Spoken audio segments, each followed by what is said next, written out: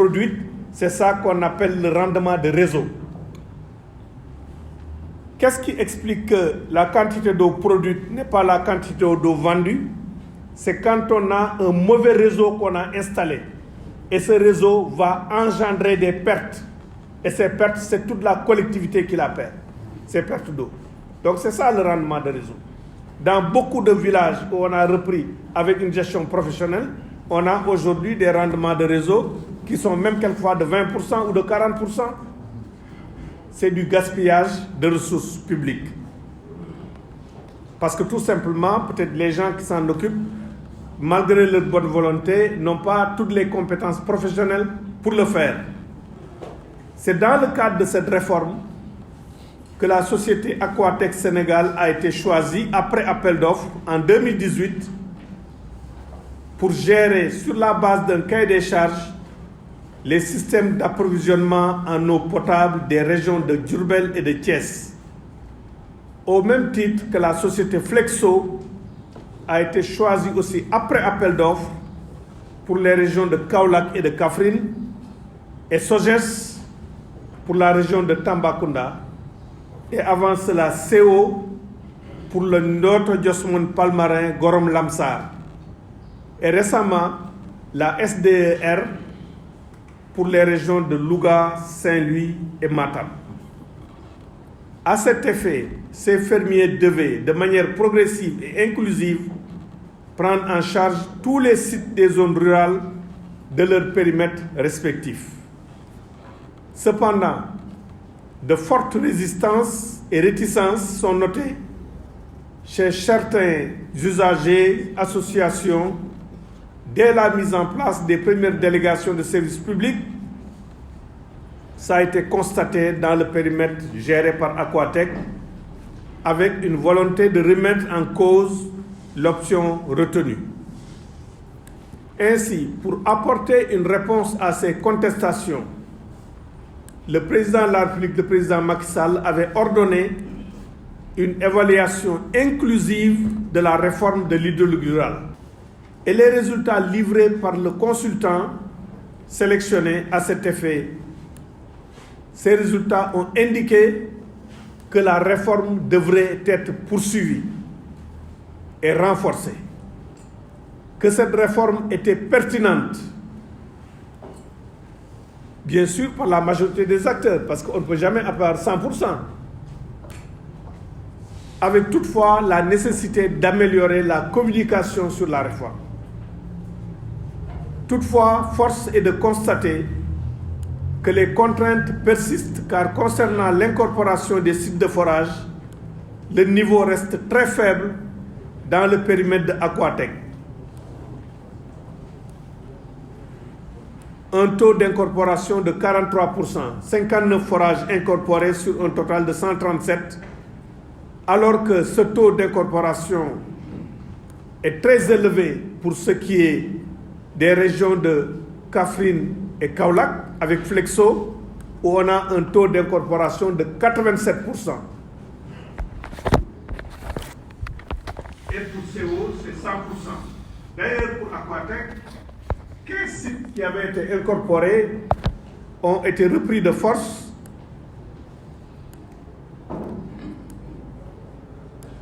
soit par les ASUFOR ou bien par les représentants des communautés qui détiennent actuellement un total de 78 sites, soit 57% du parc. Il s'y ajoute un faible niveau de recouvrement de 66,7% pour Aquatech contre 92,3% pour Flexo dans les régions de Kaolack et de Kaffrine. Et cette situation de non-recouvrement altère sévèrement les niveaux de recettes et de rentabilité de l'exploitation et contribue à la dégradation de la qualité des services offerts aux usagers. Nonobstant ces difficultés qu'il faut à tout prix surmonter, je puis vous dire que nous sommes dans une dynamique irréversible de l'obligation de poursuivre et d'accélérer l'incorporation de tous les systèmes d'approvisionnement en eau potable. C'est pourquoi, en sus de la problématique du régime de la TVA qui est désormais réglé par le ministère des Finances, la communication et l'implication des acteurs locaux devront être renforcées, de même que la viabilité financière du sous-secteur à travers notamment la mobilisation de ressources financières nécessaires au développement de l'accès à la mise en état des systèmes d'approvisionnement en eau potable. C'est sur ces mots que je déclare officiellement ouvert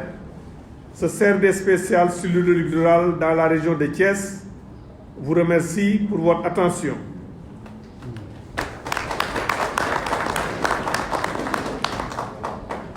jërëjëf pour ma tënk rek tuuti ci wolof solo kàddu yi ma fi jël sànq mooy dama wax ne gouvernement Sénégal ci lu yàgg commencé woon na def ay jéego indi ndox ci réew kaw gi commencé def forage ñi ngi fàttaliku ne forage yu njëkk yi sax dañ ko jëloon rek comme teen yi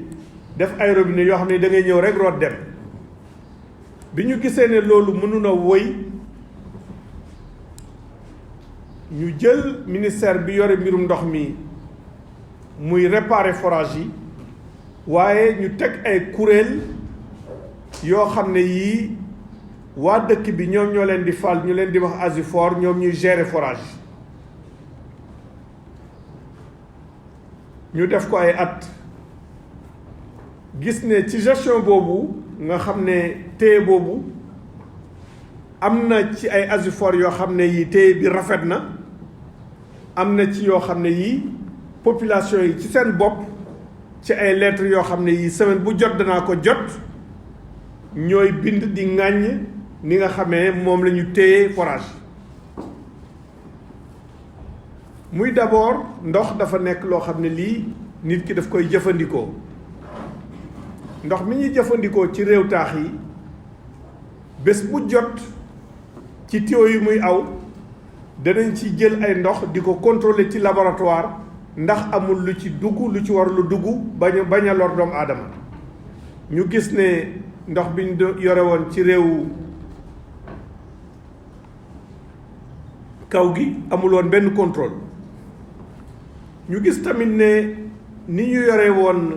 jumtukaay yi ouvrage yi ak réseau yi méngoowul ak niñ ko war a téye loolu tax ndox mu bari ñu koy perte ci tuyaux yi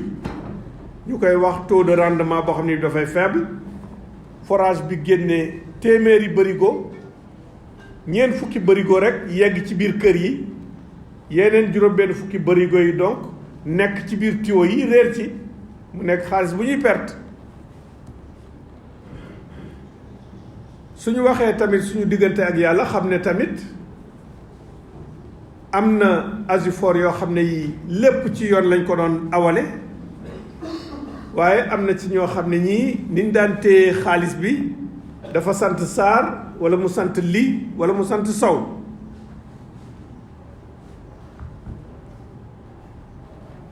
mu manqué woon transparence bu baax ci gestion bi ak tamit yenn saa yi am na ay kilifa yu nekkoon ci gox yi yoo xam ne yi dañ ci doon dugal seen loxo ci gestion bi bi ñu gisee loolu yëpp gis ndam bi nga xam ne am nañ ko ci ni ñuy yoree ndox mi ci réew taax yi am société bu ñuy wax SONES boo xam ne bi moom mooy tabax forage yi am société bu ñu doon wax SDE muy joxe ndox mi ci réew taax yi léegi mu nekk Sen'Eau te modèle boobu yeneen réew ñëw di ci roy Sénégal di ko def ci seen réew ñu ne nañu jël même modèle bi def ko ci réewu kaw gi am OFOR donc 2014 jël réew mi daal di ko xaaj ay pàcc bu ci nekk ñu bëgg koo jox ku yore ndox mi ci réewu kaw fii ci Thiès mu nekkoon Aquatec fële ci Kaolack ak Kaffrine mu nekk société bu ñuy wax Flexo fële ci Tambacounda mu nekk société bu ñuy wax Sogef ci Notto Diossone Palmarin fële ci ay boru Fimela ak yooyu mu nekk CO looloo tax gouvernement bi am na lu mu ci def déjà pour réforme bi marché mooy waxtaan ci affaire TVA bi ak ministère des finances waxtaan aussi ak FONSIS ministère de l'économie pour ñu téye ko lii solo daje bi daal mooy pour ñun jafe-jafe yi am seet nuñ koy saafara mais ci biir dawal réforme bi mu am seet nan la ñuy saafaraa jafe-jafe yi am parce que problème boo gis suñu borom balaa mu koy indi na noo koy saafara kon boog suñu waxtaanee ku ci nekk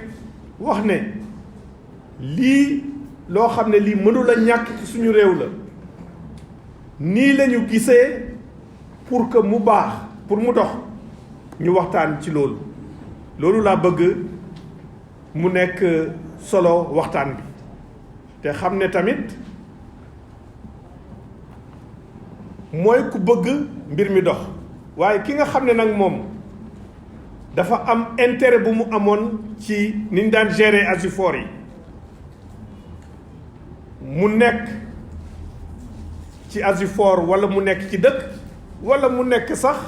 ci ministère de l'eau et de l'assainissement wala mu nekk sax ci biir ministère bi de wala mu nekkoon ci ministère bi sax ba nekk retraite xam nga ne loolu nguur moom soo ko yoree dala du la umb bi ma nekkee xale mas naa dem seeti benn kilifa di ko wax naan ko kilifa daf maa oo su ma laajee dara ndax danaa ko wax mu ne ma di nëbbu moom kooku nga xam ne mi ngi nekk ci nguur mi ngi mel ni nga sàngoo mbàjj naan yaa ngi nëbbu yàlla kon boog ñi nga xam ne nag dafa am loo xam ne lii moom lañ doon am intérêt ci mbir mi bañ mu changé ñooñu kenn du mën a wax ak ñoom mais ñooñu damay bañ ñu bañ a yóbbuwaale ñi nga xam ne ñoom bëgg nañu seen dëkk mbir mi dox waaye xëj na réeroo ak ñàkk waxtaan ak ñàkk comprendre moom moo tax ñu contre li nga xam ne moom la ñuy def donc dañoo war a seppi ñaar ñi nga xam ne ak loo leen mën a wax ñoom duñ ci d'accord ak ñi nga xam ne li leen soxal mooy ndox mi dox ndox mi am quantité nekk qualité ci seen dëkk ñu war a seet ay solution ak ñun ñu waxtaan loolu daal moo war a nekk solo daje bi léegi comme ni ma leen ko waxee service yi ku ci nekk da nga wax situation bi fi mu toll après ñu ubbi waxtaan wi jox leen kàddu muy ñi chef de village yi muy maire yi muy ñeneen ak ñeneen ñu ci yëngatu conducteur de forage Asifor et ainsi de suite ñu wax seen xalaat ci ban gis-gis la ñu war a am pour que ndox mi dox ci réew ci dëkk yi donc loolu daal moom mooy solo daje bi maa ngi leen di gërëm di leen sant ci déglu bi ngeen ñu déglu jërëjëf.